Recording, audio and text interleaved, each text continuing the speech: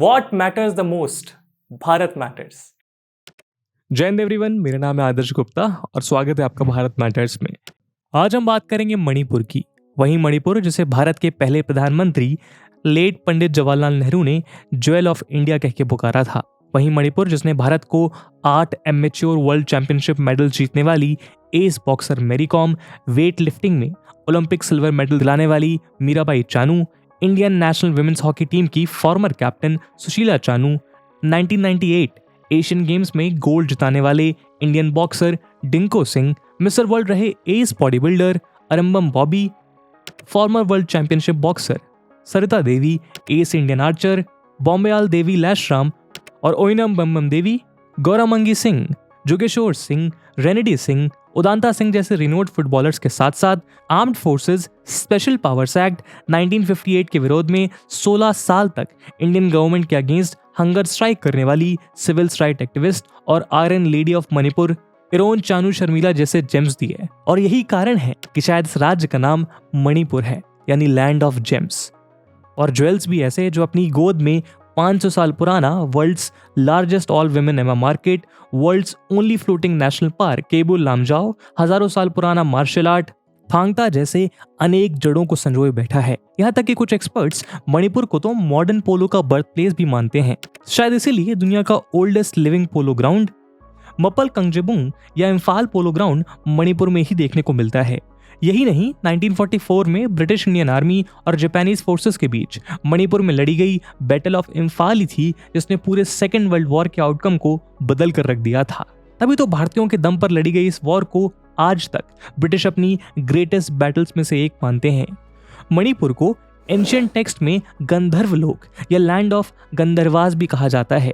और अगर हम यहाँ के कल्चर पर गौर करें तो ये बात सही भी मालूम होती है। आफ्टर ऑल, राधा कृष्णा की प्रेम लीला को मनोहर तरीके से प्रस्तुत करने वाली रास लीला भी तो मणिपुर की मिट्टी से ही जन्मी है। यही कारण है कि यहाँ के मणिपुर डांस को इंडियन मिनिस्ट्री ऑफ कल्चर द्वारा भारत के 9 क्लासिकल डांसेस में भी जगह दी गई है।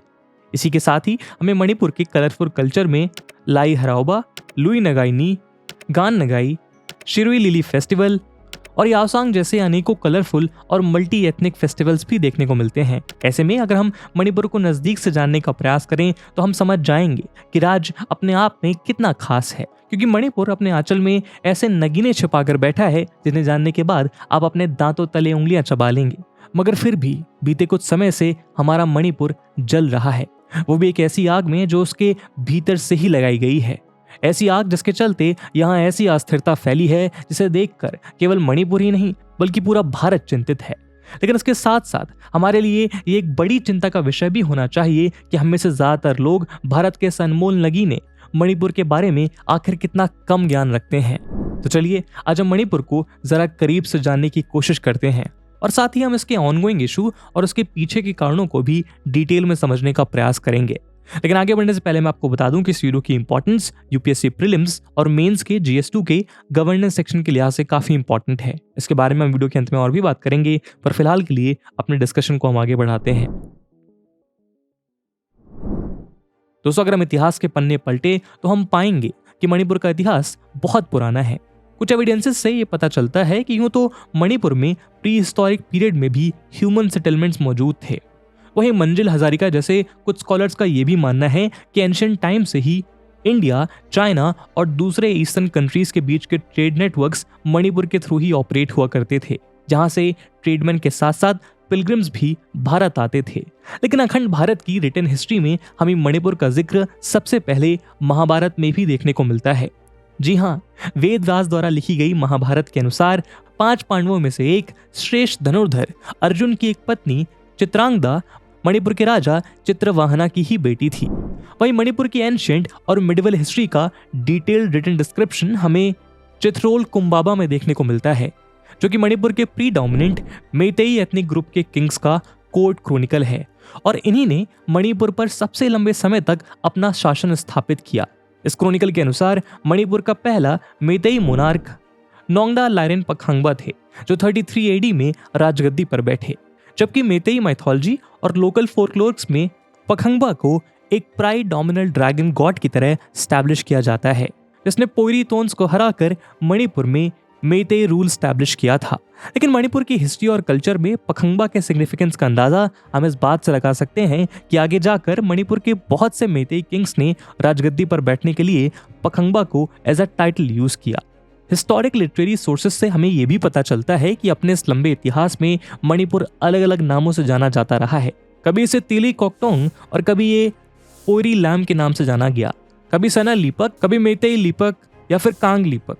बल्कि इसका प्रेजेंट डे नाम मणिपुर अभी 18th सेंचुरी में मेतेई रूलर मेइडिंग पामहेबा के रूल के दौरान ही अडॉप्ट किया गया है। असल में 18th सेंचुरी में सिलेट से हिंदू प्रीस्ट मणिपुर में गौड़ीय वैष्णविज्म का प्रसार करने आए। ये सभी प्रीस्ट शांतिदास अधिकारी और उनके एसोसिएट गुरु गोपाल दास के नेतृत्व में यहाँ आए थे।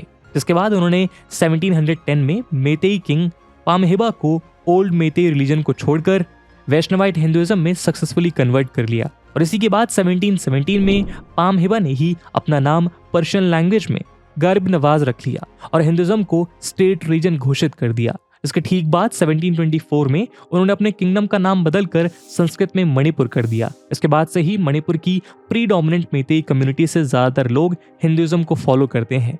अपने इतने लंबे इतिहास में मणिपुर के चाइना, बर्मा, अहोम और बंगाल के किंगडम से ever changing diplomatic relations, marriage alliances और वॉर्स कॉन्स्टेंटली बनते बिगड़ते रहे। लेकिन सबके बीच भी मणिपुर ने अपनी सोवर्निटी लगभग 3 मिलेनियम्स तक बनाए रखी।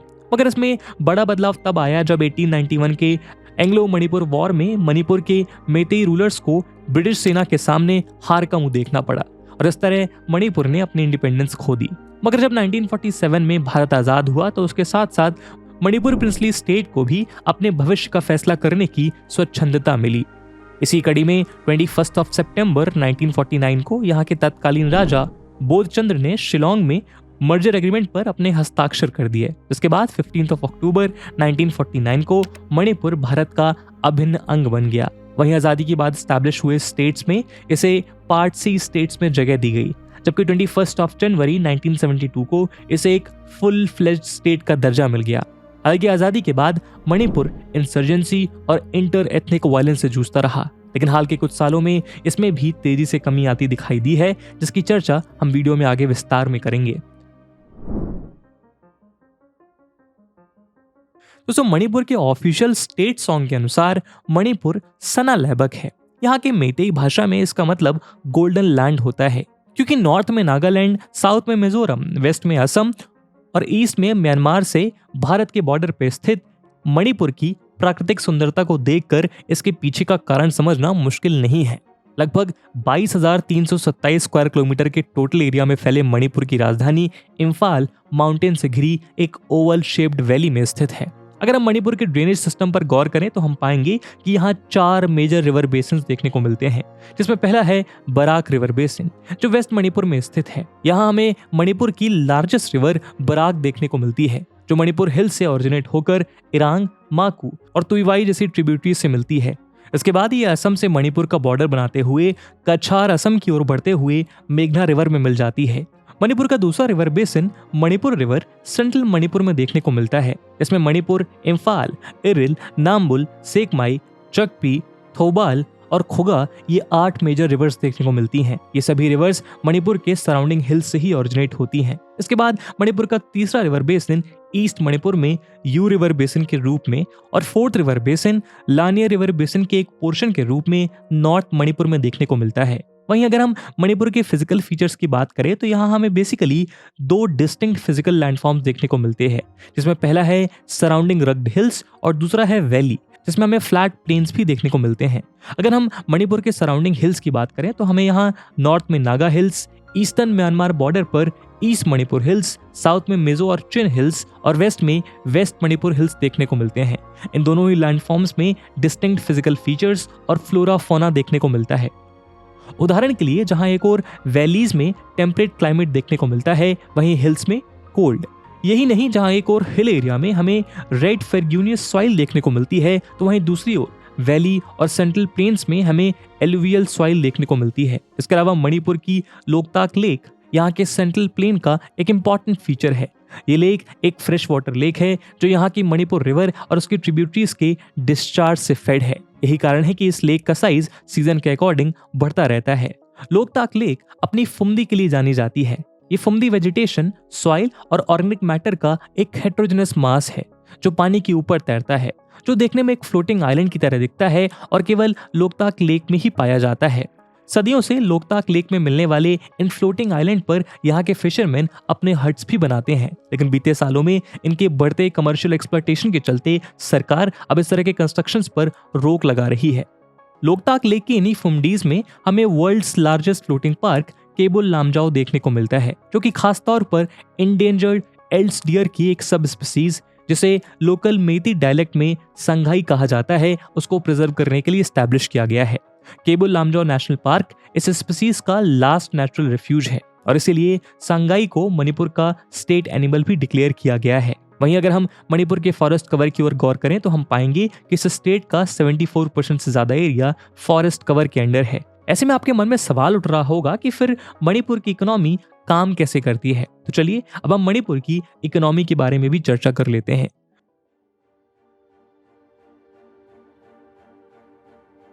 दोस्तों अगर हम मणिपुर की इकोनॉमी पर गौर करें तो 2019-20 में यहाँ की per capita GDP constant price पर लगभग ₹60,000 थी, जो कि उस दौरान इंडिया की पर कैपिटा जीडीपी के ₹1,08,000 के आंकड़े से काफी कम थी। मगर फिर भी 2011 के लास्ट सर्वे के अकॉर्डिंग मणिपुर की लिटरेसी रेट 76% और सेक्स रेशियो 980 है, जो कि इंडिया की टैली से कहीं ज्यादा है। यही नहीं, यहाँ का ह्यूमन डेवलपमेंट इंडेक्स भी 2022 के आंकड़े के मुताबिक 0.696 है, जो कि इंडिया के 0.633 के आंकड़े से ज्यादा है।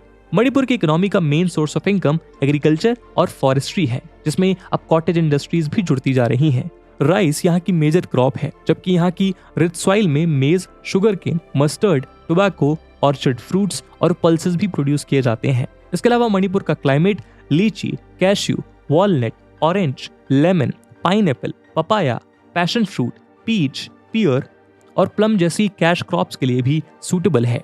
टीक और बम्बू यहाँ के मेजर फॉरेस्ट्री प्रोडक्ट्स हैं, जहां इसका लगभग 3,268 square kilometre area bamboo forest से कवर्ड है। ऐसे में मणिपुर इंडिया का one of the largest bamboo producing state और इंडियन बम्बू इंडस्ट्री का एक मेजर कंट्रीब्यूटर है। इसके अलावा मणिपुर में फिशिंग भी एक मेजर सोर्स ऑफ इनकम है। आपको शायद ये जानकर आश्चर्य होगा कि यहाँ रहने वाले नागा ट्राइब्स फिशेस को पकड़ने के लिए इंटॉक्सिकेंट्स का भी इस्तेमाल करते हैं। इसके अलावा हैंडलूम्स मणिपुर की लार्जेस्ट कॉटेज इंडस्ट्री है, जिसके चलते नंबर ऑफ लूम्स के मामले में मणिपुर देश के टॉप 5 स्टेट्स में शामिल है। अगर हम आंकड़ों की माने तो मणिपुर में हमें नॉर्थ ईस्ट इंडिया की highest number of handicraft units और स्किल्ड और सेमी स्किल्ड आर्टिसंस मिलाकर highest number of craft persons देखने को मिलते हैं। साथ ही मणिपुर इंडिया को म्यांमार और दूसरी साउथ एशियन कंट्रीज से जोड़ने का काम भी करता है। यहाँ का मोरे टाउन इंडिया और म्यांमार के बीच एक फीजिबल लैंड रूट की तरह एस्टैब्लिश्ड है, इसीलिए इसे गेटवे टू द ईस्ट भी कहा जाता है। अगर हम मणिपुर से होने वाले एक्सपोर्ट्स की बात करें तो फिस्कल ईयर 2022 में यहाँ से $0.93 मिलियन US के एक्सपोर्ट्स हुए। इसमें कॉटन फैब्रिक यहाँ का मेजर एक्सपोर्टेड प्रोडक्ट रहा। इसी के साथ मणिपुर के टूरिज्म को प्रमोट करने के लिए हाल ही में मणिपुर टूरिज्म पॉलिसी 2022 को अनवील किया गया, जिसमें रिस्पॉन्सिबल, सस्टेनेबल और इंक्लूसिव टूरिज्म को बढ़ावा देने की बात कही गई।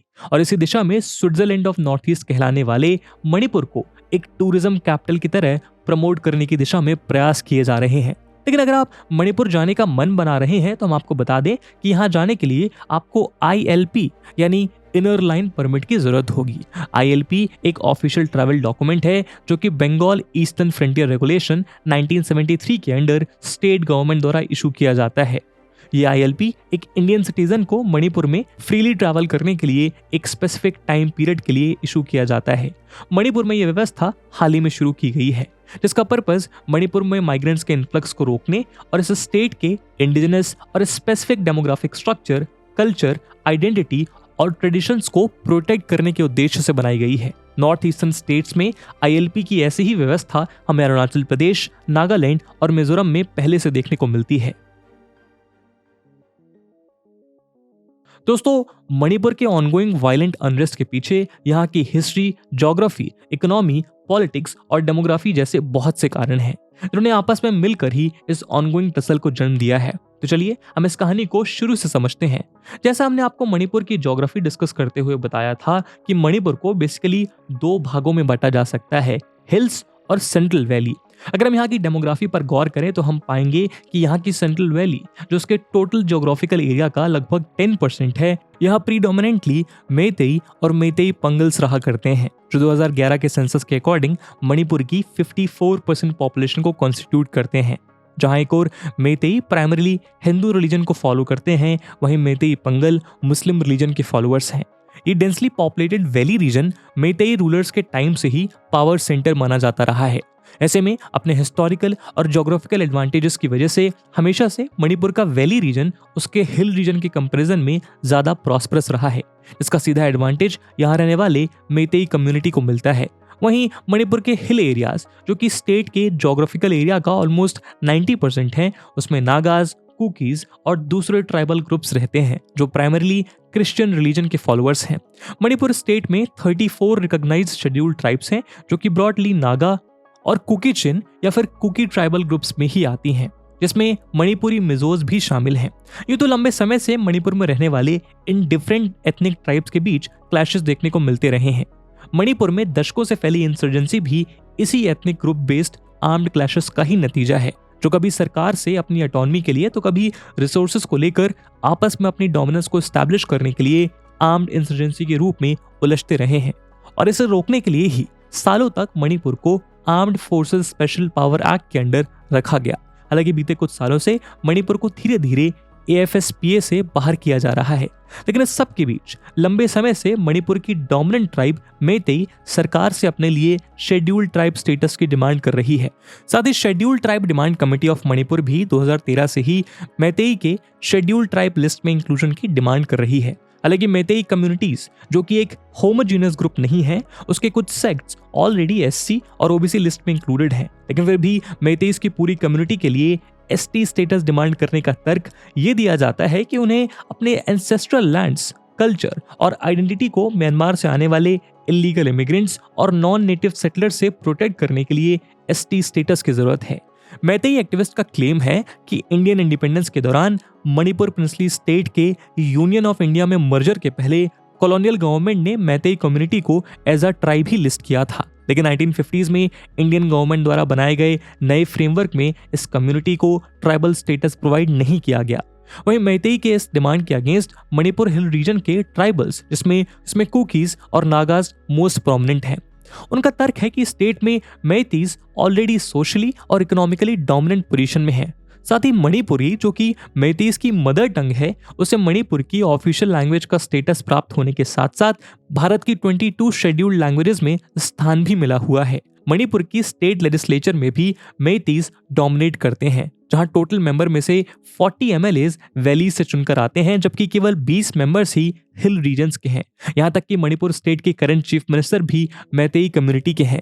ऐसे में मेइतेई कम्युनिटी को ST स्टेटस प्रोवाइड करना ऑलरेडी लिस्टेड ट्राइबल कम्युनिटीज के लिए स्टेट के ऑलरेडी स्कार्स रिसोर्सेज को और भी कम कर देगा, जिस वजह से जॉब्स और एजुकेशन में मिलने वाला बेनिफिट भी मेइतेई कम्युनिटी ही उठाएगी। हिल एरिया ट्राइब्स का आरोप है कि हाल के सालों में मणिपुर की स्टेट गवर्नमेंट उनके साथ अनफेयर ट्रीटमेंट कर रही है, जिसमें फोर्सफुली इन ट्राइबल ग्रुप्स को इलीगल इमिग्रेंट्स बताकर उनके सेटलमेंट से इविक्ट किया जा रहा है। साथ ही बीरेन सिंह गवर्नमेंट द्वारा प्राइमरली हिल रीजन में होने वाले पॉपी कल्टीवेशन को रोकने और इलीगल चर्चेज और दूसरे सेटलमेंट्स को डिमोलिश करने के लिए चलाई जा रही ड्राइव को भी ये ट्राइबल ग्रुप्स एक फुल फ्लेज्ड कॉन्स्पिरेसी मानते हैं। ऐसा इसलिए भी है क्योंकि यहाँ के कुकी कम्युनिटी लीडर्स का ये मानना है कि इन सभी स्टेट एक्शंस में उन्हें और उनकी ट्राइब को अनफेयरली टारगेट किया जा रहा है। दूसरे ओर कुछ स्कॉलर्स का ये भी मानना है कि इस सारे ST स्टेटस डिमांड के पीछे main bone of contention land है। जैसा हमने आपको बताया कि मणिपुर के ऑलमोस्ट 90% एरिया में हिल ट्राइब्स रहती हैं। ऐसे में सभी ट्राइब्स लैंड अपने शेड्यूल्ड ट्राइबल स्टेटस की वजह से प्रोटेक्टेड हैं, जिसके चलते ये शेड्यूल्ड ट्राइब्स तो वैली में लैंड खरीद सकती हैं, लेकिन वैली में रहने वाली मेइतेईज हिल रीजन में लैंड नहीं खरीद सकते। ऐसे में जहां एक और मेइतेईज ST स्टेटस लेकर हिल रीजन्स में लैंड एक्वायर करने के लिए एलिजिबल होना चाहते हैं, वहीं इन हिल ट्राइब्स को डर है कि यदि ऑलरेडी डोमिनेंट मेइतेई कम्युनिटी को ST स्टेटस मिल गया तो वो हिल एरियाज से उन्हें सिस्टमैटिकली इविक्ट करना शुरू कर देंगे।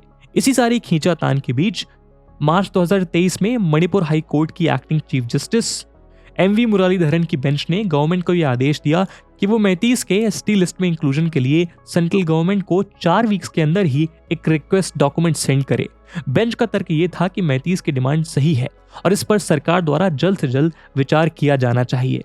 मिड अप्रैल में जैसे ही रिटर्न जजमेंट बाहर आया, सारे मणिपुर में इंस्टेबिलिटी बढ़ने लगी, क्योंकि यही वो ट्रिगर पॉइंट था जिसने ऑनगोइंग अनरेस्ट को भड़काने का काम किया।